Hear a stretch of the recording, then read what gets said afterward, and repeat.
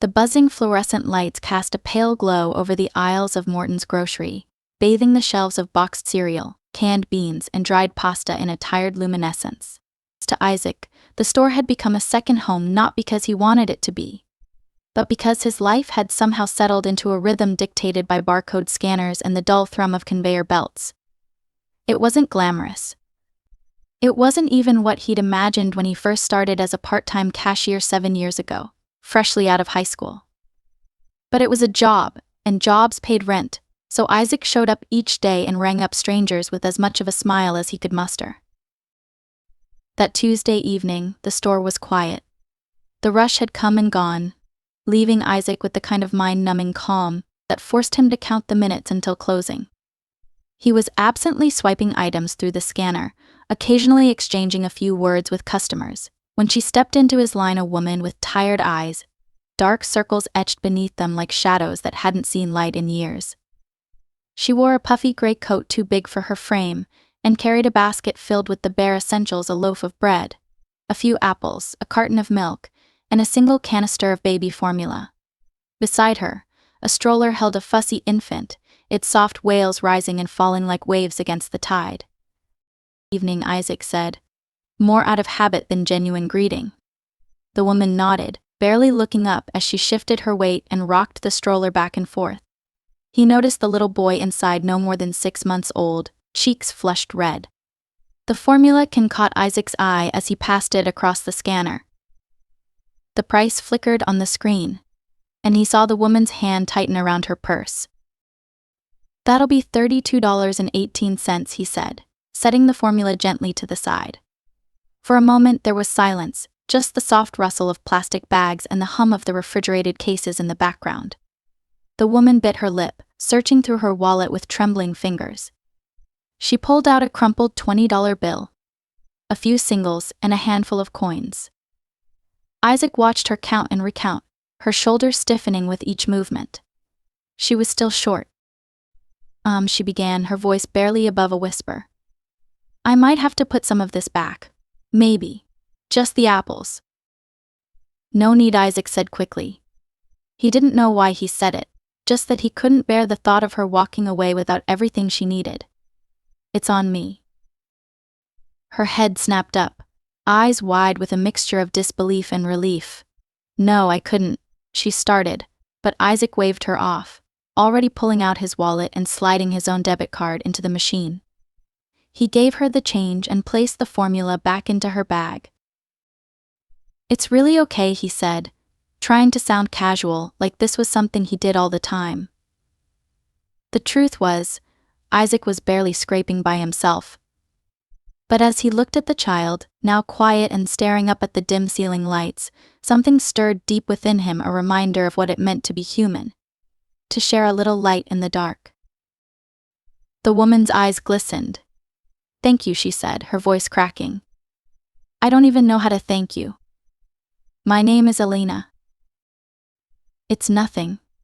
"Really," Isaac replied, suddenly feeling awkward under her gaze. "I'm glad I could help. Take care." She lingered for a moment, as if weighing whether to say more, then mouthed another heartfelt thank you and wheeled the stroller away. Isaac watched her leave, the faint echo of her footsteps fading into the aisles. He thought about how her relief felt far more rewarding than the money he'd just spent, then brushed the thought aside, returning to the monotony of scanning groceries. The next day started like any other. Isaac punched in at 9 a.m. sharp, wearing the same navy blue Morton's uniform with the name tag that simply read Isaac. He was stacking shelves near the front when a commotion drew his attention. 2 men in business suits, distinctly out of place among the produce and cereal boxes, were talking animatedly with his manager, Mr. Patel, a gruff but fair man in his 50s. The trio glanced toward Isaac, and his stomach dropped. "Isaac, can I see you for a minute?" Mr. Patel called, motioning him over.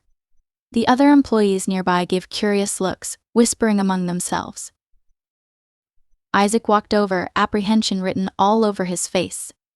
"Is something wrong?" One of the men stepped forward, extending a hand. "You're Isaac, right? Isaac who helped a woman named Elena yesterday." Yes," Isaac said, shaking the man's hand hesitantly. Is she okay? The man smiled. More than okay, thanks to you. My name is Michael Carter. Elena is my sister. He paused, letting the words sink in. She told me everything about what happened yesterday. I didn't do much, Isaac stammered, shifting uncomfortably. It was just formula. To you, maybe, Michael said, his voice softening. But to her, it was everything. Mr. Patel, who had been listening quietly, arched an eyebrow.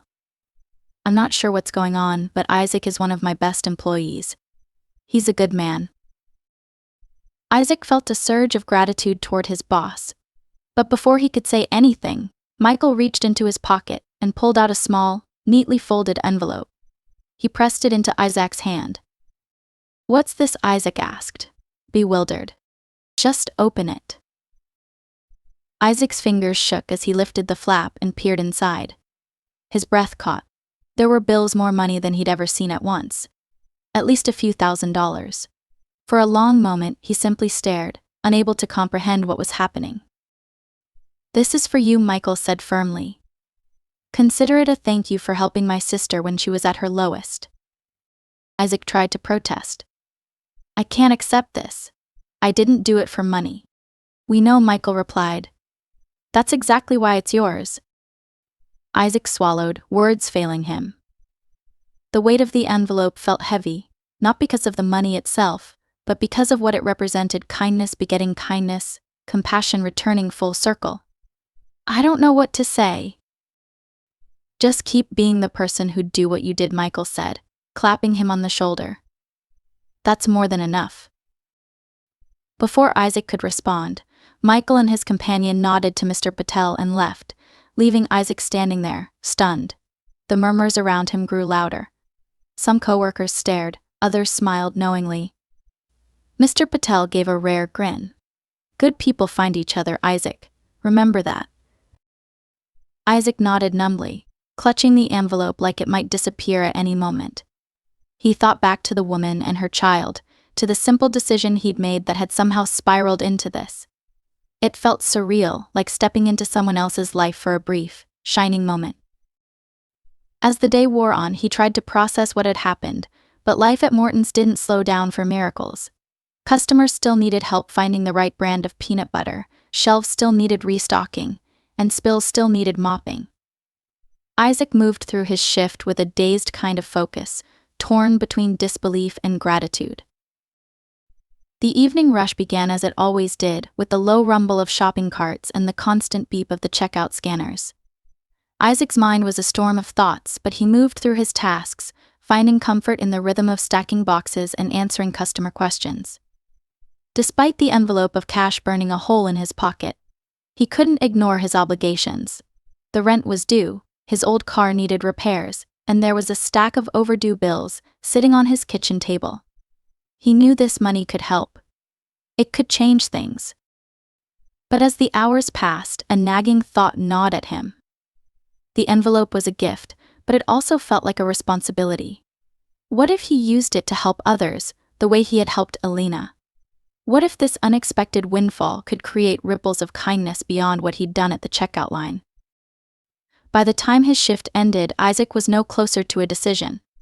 He grabbed his coat and prepared to leave when a voice called out behind him. Hey Isaac, wait up. He turned to see May, one of his coworkers, hurrying toward him. May was kind and quick-witted, always ready with a joke to lighten the mood. She looked serious now though, her brow furrowed. You okay? She asked, falling into step beside him. Yeah, Isaac said automatically. Then sighed. Actually, I don't know. It's been a weird day. May tilted her head, waiting. So Isaac told her about the encounter with Michael Carter, the envelope of money, and the weight it carried. As he spoke, the words tumbled out, mingling with his worries and hopes. May listened carefully, her expression thoughtful. Wow, she said when he finished. That's incredible, Isaac. But I get it, what do you do with something like that? Exactly, Isaac replied. I mean, I could use the money, but it feels like I should do more. May nodded slowly. Maybe there's a way to do both. Help yourself and help others. The idea stuck with him as he walked home. His apartment was small, sparsely furnished, and drafty in winter. As he stepped inside, he set the envelope on the kitchen counter and stared at it.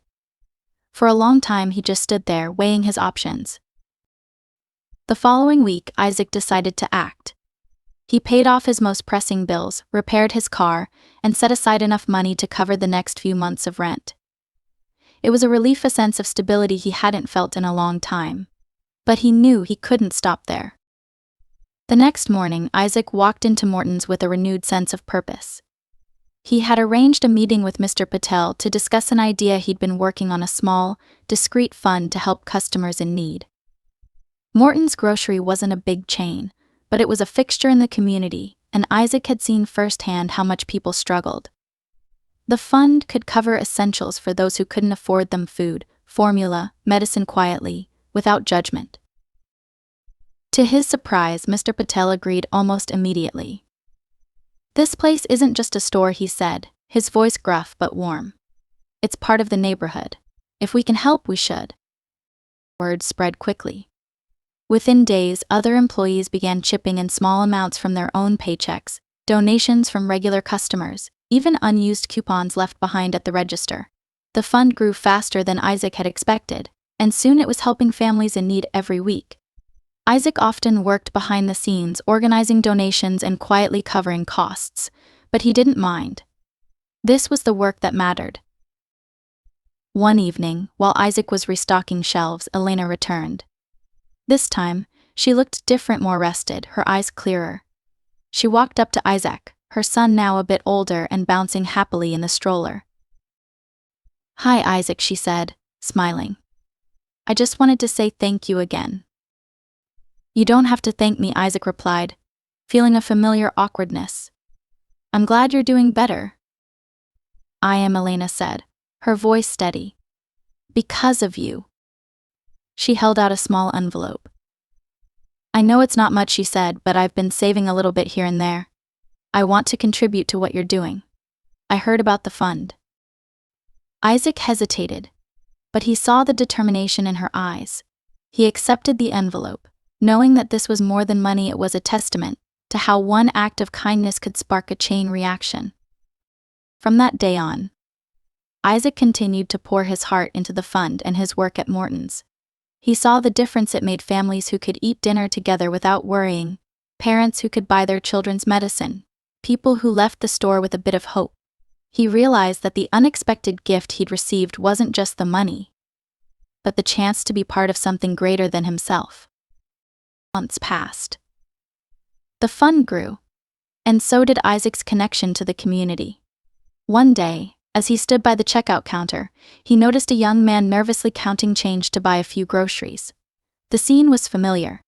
Isaac stepped forward, heart full, ready to help. Because that was who he was now: a grocery store clerk, who knew that even the smallest kindness could change a life, and who believed that the gift of giving was the greatest reward of all.